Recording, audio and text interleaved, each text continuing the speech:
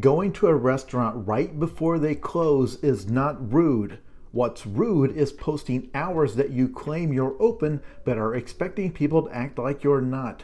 This kind of argument is everywhere. I swear that half of the disagreements you are going to have in your life is over something like this, and I'm not talking about restaurants. If you don't know what that person is referring to, every other week there's a viral post somewhere from a server or a cook at a restaurant complaining that 5 minutes before close, a big group came in. And those people were like, oh, thank goodness, we thought we weren't going to be here in time. And they're like, you weren't in time. The entire staff is going to have to work late because you chose to come in 5 minutes before close. You are a bad person for doing this.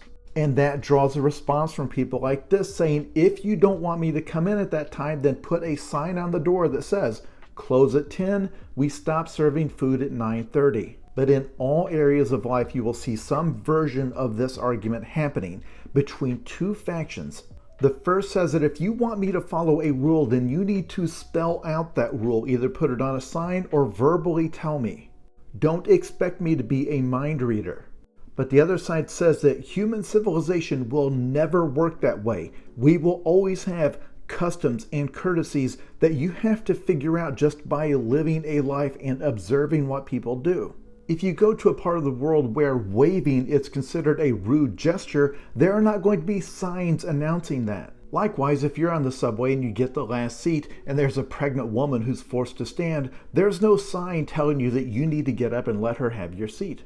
Being a good person in society means silently anticipating people's needs and accommodating them even when the law doesn't require you to. But it's in relationships where this kind of thing comes up more often than probably anything else, where one partner finally gets exasperated and says, I have done the dishes 12 times in a row. Why don't you ever do the dishes? And the other one says, this is the first time hearing about it. Do you want to write up a calendar of when each of us do the dishes? That way there's no confusion over whose job it is.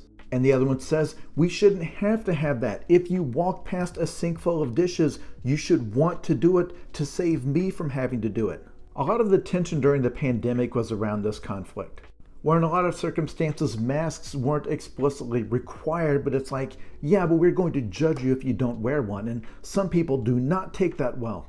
Likewise, if you tell these people that when somebody delivers a piece of furniture or an appliance to your house, that you are expected to tip those movers. And they're like, where does it say that on the contract? If there's a fee for the movers, put it on the bill. But then they're like, well, yeah, but it's not required. It's just optional.